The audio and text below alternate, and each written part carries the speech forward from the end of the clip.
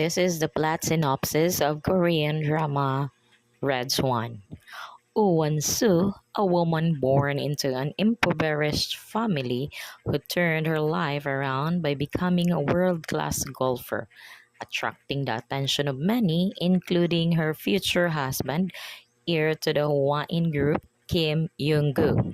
Struggling to clear her mother's debt, Won-soo agreed to marry Jungkook, but quickly became unhappy after discovering her husband's infidelities. For over 10 years, she has stayed with her husband, determined to make it work. But things quickly begin to change on the biggest night of her life. Shortly arriving in Manila, for her debut appearance as a goodwill ambassador, Wan Su is caught in the middle of a hail of gunfire.